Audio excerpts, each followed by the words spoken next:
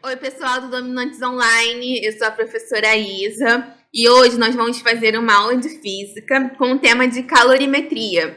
Esse é um tema bem recorrente, principalmente no Enem, então é uma aula muito importante de hoje e depois dela vocês precisam acessar a nossa plataforma para ver os exercícios resolvidos, né, para a gente conseguir fixar melhor.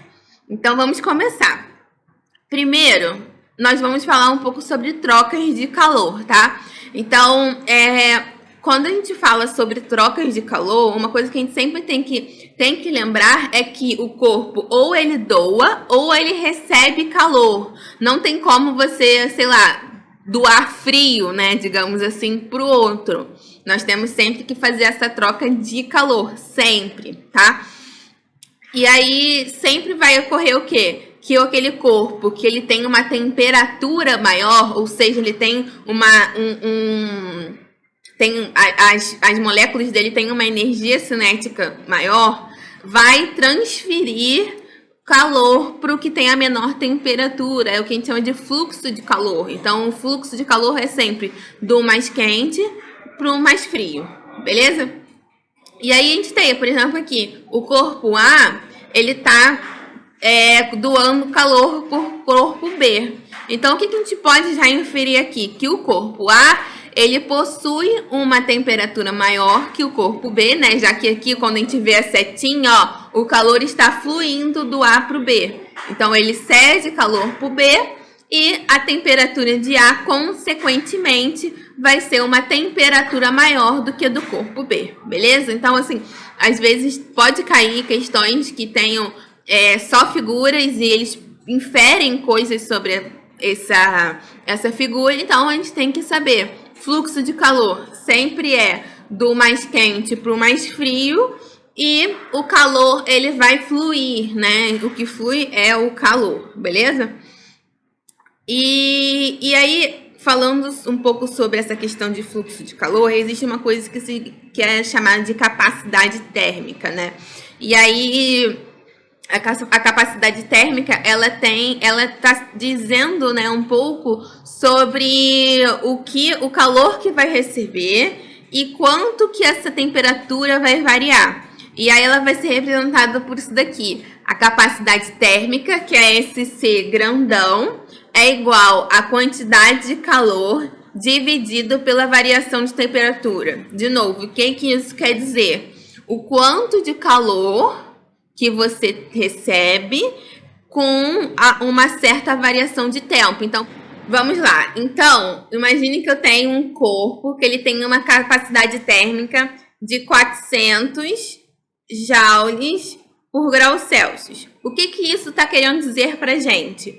Que esse corpo ele tem que receber 400 joules para que 1 grau Celsius da sua temperatura varie. Então, a capacidade térmica, ela é isso, né? Ela está relacionada com o quê? Com a quantidade de calor que você recebe para que a sua temperatura possa variar. Então, existem corpos que você precisa de muito grau Celsius para variar. Muito joules para variar 1 grau Celsius. Então, ó, vou dar um exemplo para você, uma questão da UERJ que caiu uma vez, ele falava sobre a capacidade térmica de uma piscina. Então, você tem uma massa de água muito grande e para você consiga variar a temperatura daquela piscina, você tem que colocar muitos joules, muito calor ali dentro para que a piscina de fato varie, né?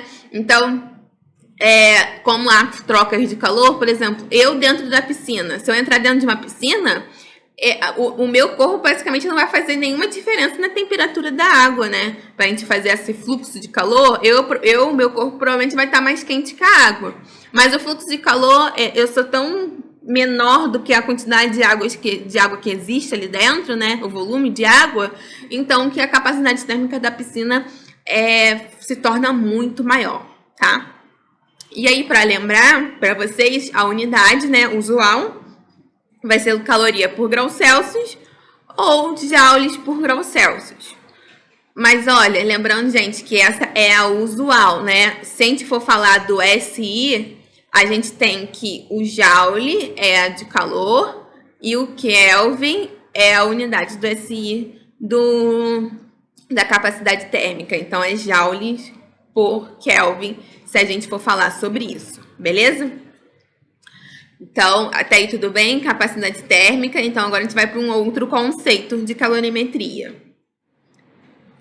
Esse novo conceito é chamado de calor específico, tá? O calor específico, a primeira coisa que a gente tem que lembrar é que ele é uma característica de cada material.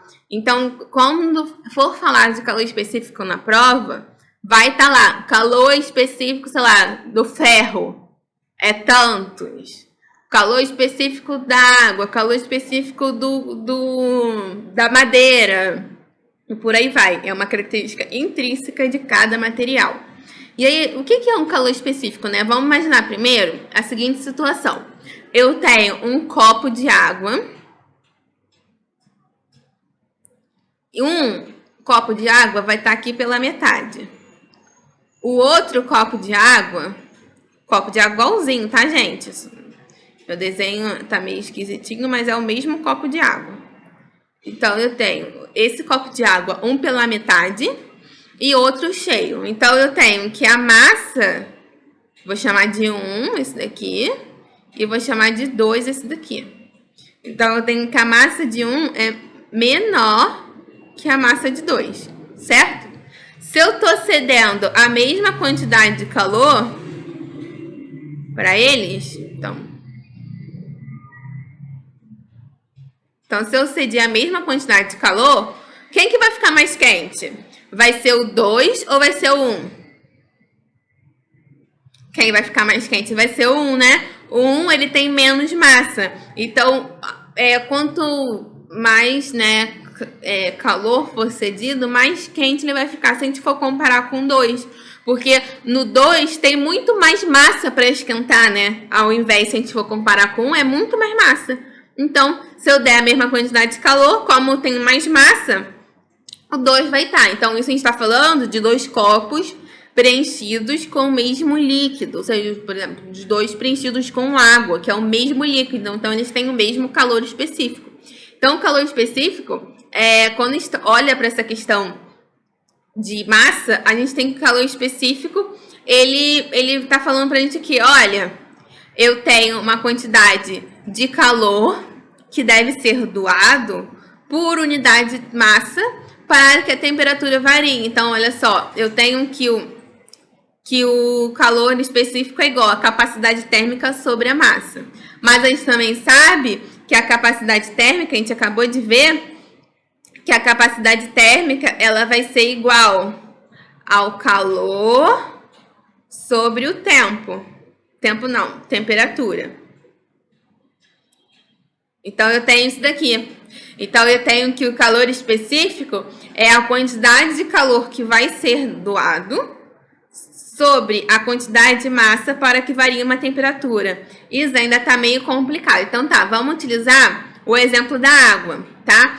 A gente tem que, primeiro, que a unidade usual do calor específico é caloria, grama, grau Celsius, mas a gente pode ter outras variações. A gente pode ter, por exemplo, no SI, joule, quilograma, Kelvin. Eu posso ter caloria, quilograma, grau Celsius. E por aí vai.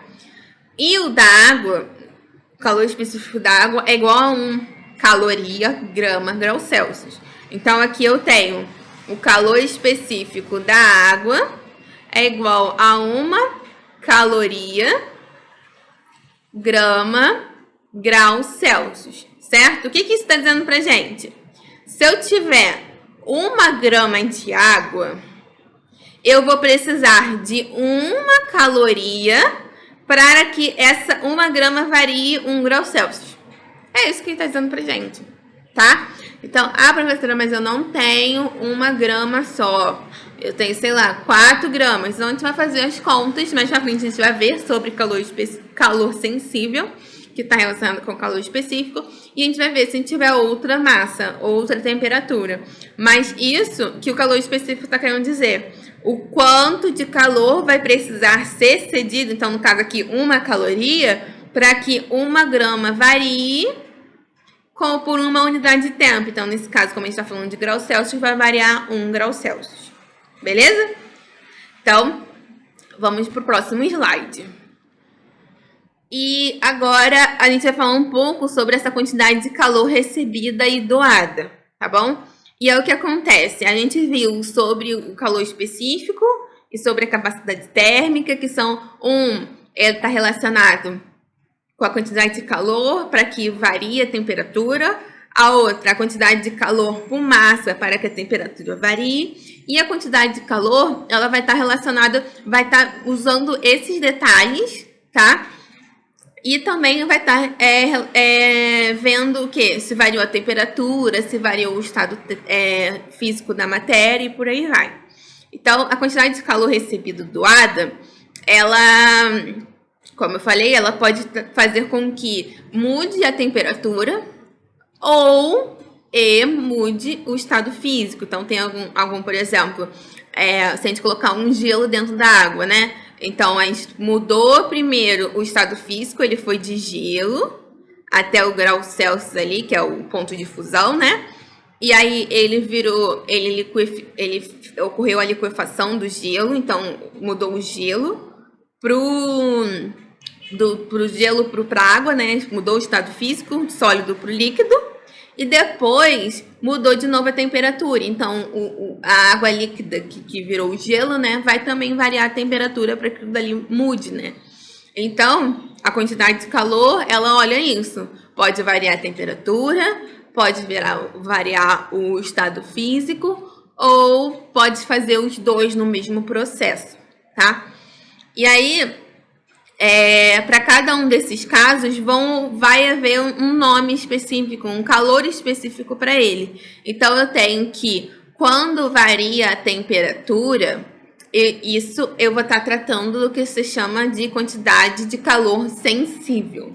Enquanto, quando muda o estado físico, eu vou chamar isso de quantidade de calor latente. Beleza?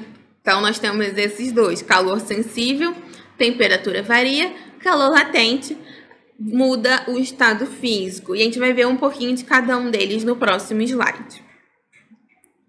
Eu tenho que a quantidade de calor sensível é aquela que não vai ocorrer a mudança de estado físico, mas vai ocorrer a variação de temperatura. Então, por exemplo, vamos supor que eu coloque, às vezes a nossa água da geladeira está bem gelada, né?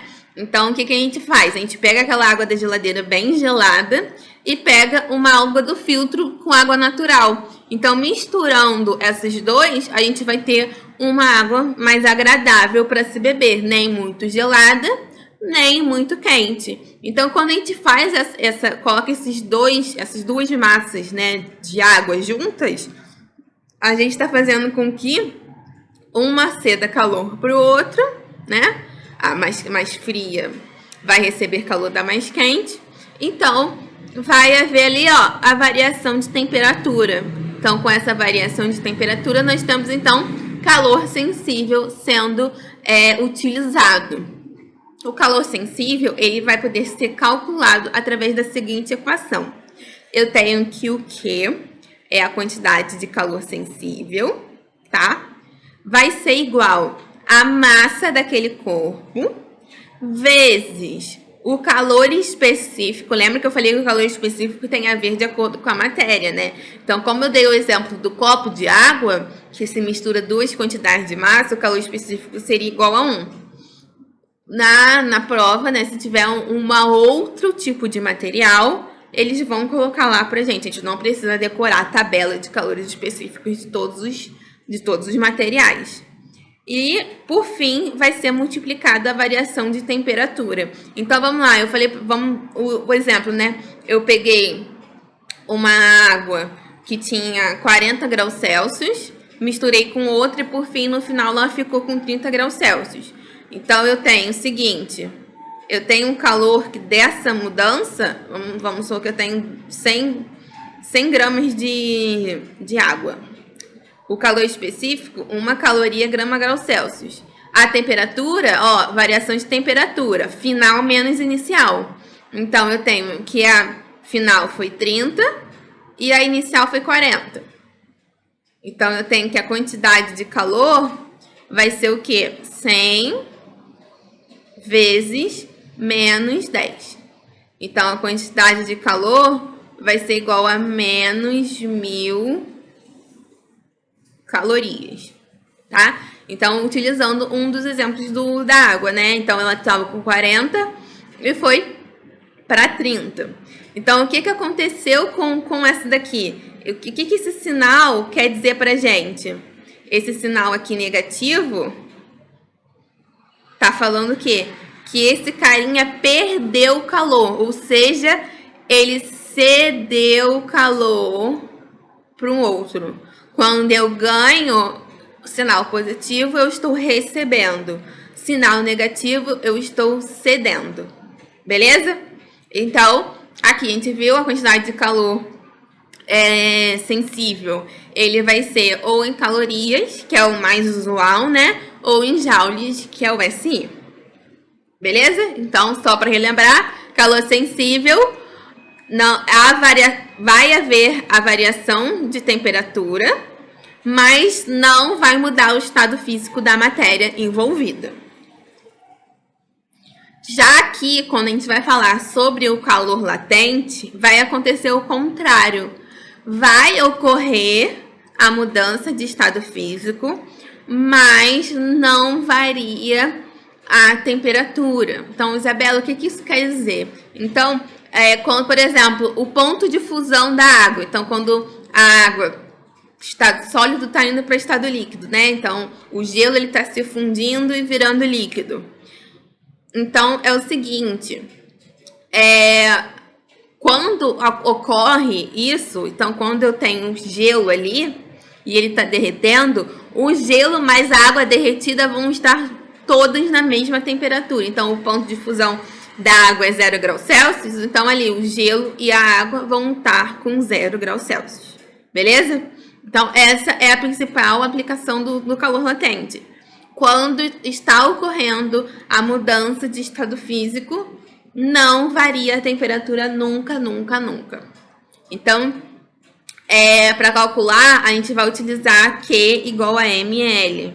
Então, eu tenho que Q é o calor latente, que é o calor latente, massa é a quantidade de massa ali que está envolvida e o calor latente, tá? Lembrando que esse calor latente, ele também vai ser utilizado com a mesma unidade. Então, eu tenho que isso vai ser a unidade de caloria, que é a mais usual, e o joule, que é a unidade no SI, tá? A gente tem que ter cuidado, porque o que acontece?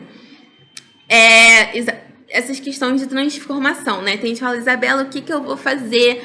Qual massa que é caloria, é quilograma, é grama? O que eu vou colocar ali na massa? O norte da gente vai ser o que eles estão falando pra gente de M, de L ou de C, né? O nosso calor específico e o nosso calor latente, que é o L.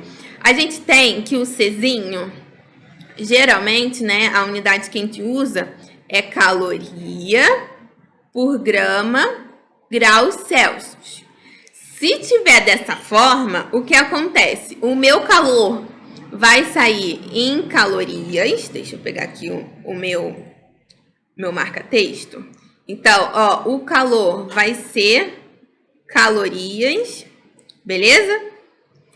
Já o meu, vou circular de vermelho. A minha massa, ela vai ser ali grama. Então, esse daqui que vai ser o norte da gente. Se eu tiver que transformar, aqui, por exemplo, o meu calor específico, ele estaria assim, caloria, quilograma, Kelvin, por exemplo. Então, isso quer dizer o quê? Que eu quero, a minha massa vai estar vai ter que estar em quilograma. E a minha variação de temperatura, né? A minha temperatura vai ter que estar em Kelvin. E o meu resultado, sei lá, se eu estiver procurando o resultado de calor, o meu calor vai ter que estar em caloria, o resultado ou o que vai ser. Então, isso vai dizer pra gente qual que vai ser a transformação que a gente vai usar, tá? A mesma coisa que acontece por L. O L, como não há variação de temperatura, eu tenho que isso vai ser o joule, por exemplo, por grama. Então, isso quer dizer para mim o quê? Que o calor vai ser, a unidade dele vai ser joule, e a massa, a unidade vai ter que estar em grama, né? Então, 10 gramas, 100 gramas. Ah, mas Isabela, e se tiver, sei lá, caloria por quilograma? Então, isso quer dizer que a minha massa, ela vai ter que estar em quilograma, enquanto o meu calor vai ter que estar em calorias, beleza? Então, esse é o norte da gente ver se a gente vai ter que fazer a conversão de unidade, de grama para quilograma, de graus Celsius para Kelvin, de Kelvin para graus Celsius e por aí vai. A gente vai ter que olhar para isso. Então, a gente tem que ter muito cuidado com as unidades que estão sendo apresentadas para a gente durante o enunciado.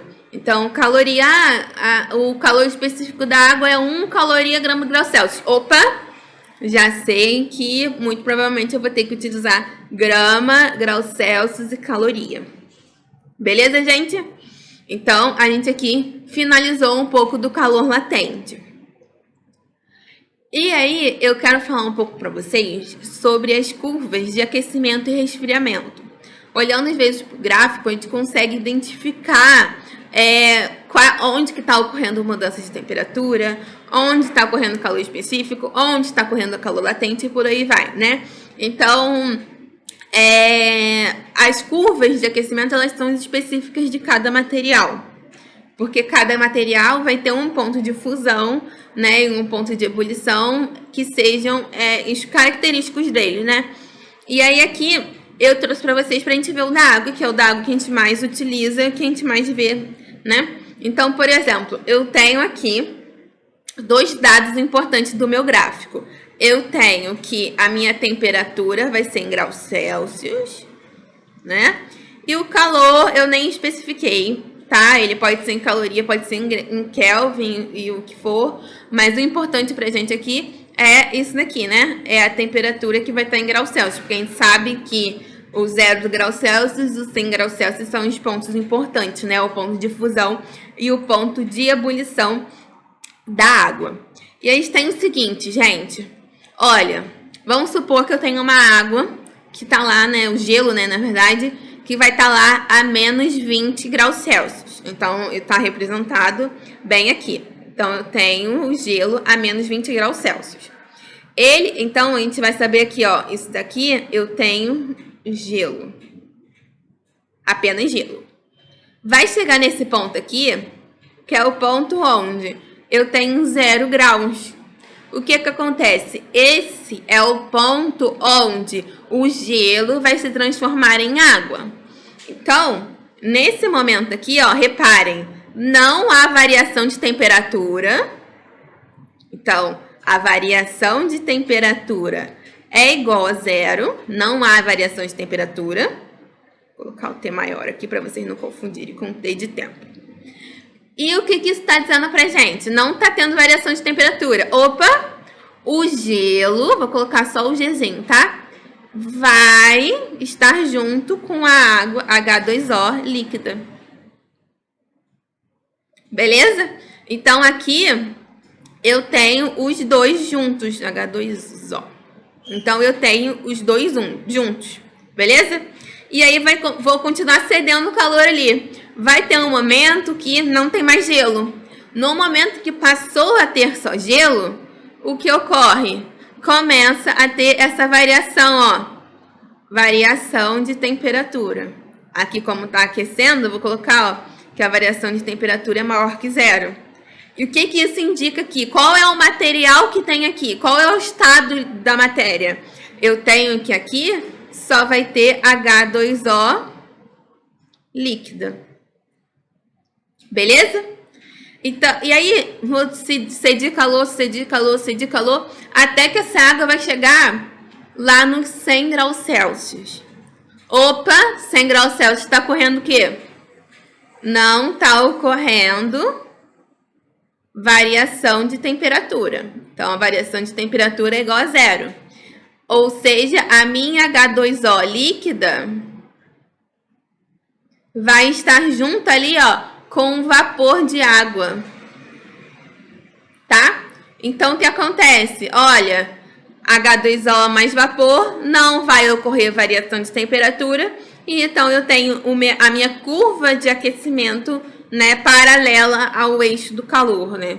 E aí, vai chegar um momento que não vai ter mais água líquida para evaporar, né? E aí, a gente vai ter apenas o vapor. O vapor, então, de água aqui.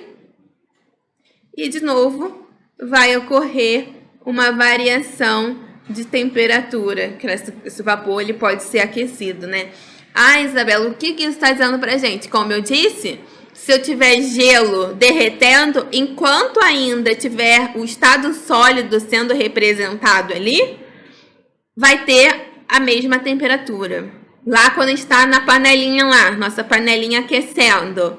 Então, tem água líquida e tem um vaporzinho de água saindo. A minha água tá em 100 graus Celsius. Beleza? Então, aqui a gente viu sobre as curvas de aquecimento e como ela vai ocorrer. Por fim, nós vamos ver aqui um pouco sobre potência de calor. O que é isso, né? Vamos supor que tem uma fonte de calor e ela vai estar cedendo calor para aquele material, né? Então, ela vai ceder, vai ceder, vai ceder. Quanto de calor que ela vai ceder por tempo, né? Então, não sei se vocês gostam de ver MasterChef, eu vou dar um exemplo aqui para vocês. Se você cozinhar a comida, né? Lá eles fazem, né? Às vezes batata no forno, né? Batata assada no forno, né? Se a gente coloca aquela batata no forno, às vezes vai demorar uma hora, às vezes até mais, para assar aquela batata. Às vezes eles ficam com o tempo lá da prova quase acabando. Mas se eles pegam a batata e colocam na água, aquela batata às vezes demora só 20 minutos. Então, assim, isso é o quê? A potência de calor. A potência de calor que a batata recebe no forno, em certo intervalo de tempo, é menor quando você cozinha ela na água. E aí teve uma prova que tinha uma que era tipo uma bacia de água quente. Então, você colocava comida ali dentro. E ali, a comida, às vezes, eles falaram na época no programa, né, MasterChef temporada 3, eles falavam que, às vezes, a comida, para você cozinhar uma carne ali, às vezes demora 10 horas, 20 horas. Por quê? A potência daquilo dali, ele vai cozinhando lentamente, mas a potência dele é menor, porque vai ceder menos calor para ele. Então, a potência está dizendo sobre isso. Qual a quantidade de calor em certo intervalo de tempo. Então, quanto maior calor, né, mais calor é cedido, maior a temperatura, maior a potência daquela fonte, né?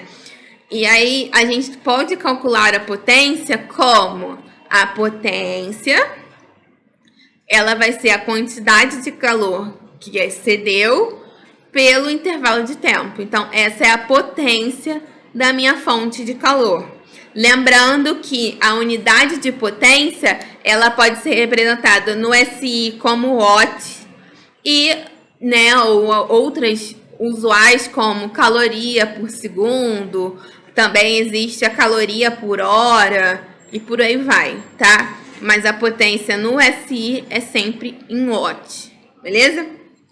Então, finalizamos, então, aqui a potência de calor. E agora, a gente vai só lembrar uma coisinha. O equilíbrio térmico. O equilíbrio térmico é geralmente o que mais cai na prova, né? A gente coloca várias coisas em um lugar. Então, a gente coloca água, coloca gelo, coloca uma barra de ferro. E aí, se a gente mistura todo mundo, qual é a temperatura de equilíbrio que eles vão chegar? né? Então, quando eles chegam, né, quando esses corpos eles são colocados em contato e eles chegam em uma mesma temperatura, isso aqui a gente quer dizer que quando eles chegam nessa temperatura, eles vão chegar no equilíbrio térmico, tá? Então, vai ocorrer fluxo de calor entre todo mundo lá. O ferro pode ceder calor, a água vai ceder calor, o gelo vai receber calor, né? Que provavelmente é o mais frio, né? Então, todo mundo vai ter um fluxo de calor entre eles até que eles vão chegar na mesma temperatura. Então, chegando na mesma temperatura, eles vão ter o mesmo equilíbrio térmico, beleza? Então, toda vez que a gente vai falar sobre equilíbrio térmico, o que vai acontecer? A gente vai ter que somar todos os calores ali envolvidos, né? Então, por exemplo, ó, o calor, o gelo, por exemplo, gelo e água, né? O gelo, o que vai acontecer com o gelo? O gelo, ele vai ter um calor latente até ele chegar na temperatura de 0 graus, né? Quando ele chegar o calor específico, desculpa, que ele tá variando a temperatura até chegar em 0 graus. Depois, ele vai ter um calor latente, que é quando ele vai se transformar em água líquida. E depois, ele vai ter de novo um calor específico, porque ele virou de gelo, virou água. E aí, ele vai ter essa água chegando à temperatura do outro carinha. Então, isso daqui, todos eles ganharam calor. Então, calores positivos. E aí, eu vou somar com outro calor do, sei lá, vou colocar uma barra de ferro ali. Então, eu vou colocar a barra de ferro. A barra de ferro vai se manter no mesmo estado físico. Então, eu vou ter sempre o calor específicozinho, né? O calor sensível dele. Então, essa barra de ferro vai ceder calor para o gelo até ele chegar na mesma temperatura. Os dois chegarem na mesma temperatura. Beleza? Então, isso é o equilíbrio térmico. Então, para simplificar, a gente tem inicialmente que o calor cedido vai ter que ser igual ao calor absorvido. Então, no caso aqui, ó, a gente vai ter, ó, um igual aqui, né? Se a gente fosse fazer assim, o módulo, tá, gente? Então, o módulo, todo mundo fica positivo. Tá? Então, nesse caso, desse daqui. Só que a gente também pode, para ficar mais fácil, a gente tem isso daqui. A gente tem que o calor, a somatória do calor é igual a 0. Fica muito mais tranquilo. Então, o somatório do calor soma todos os calores e coloca igual a 0. Ou seja, eu tenho, nesse caso, o meu equilíbrio térmico. Todo mundo chegou à mesma temperatura e o fluxo de calor entre eles, somando todo mundo, vai ter que ser igual a 0. Então, a gente coloca o calor que todo mundo teve, sendo calor específico, sendo calor latente, coloca todo mundo ali no pacotinho, igual a 0 e vê qual vai ser a temperatura que ele chegou no final. Beleza? Então, a gente acaba a nossa aula de calorimetria por aqui. Não esqueçam de ir lá na plataforma, ver os exercícios resolvidos. Equilíbrio térmico cai muito na prova, gente. Então, cada um pode ter uma particularidade, um detalhezinho que a gente precisa entender para ir bem na prova.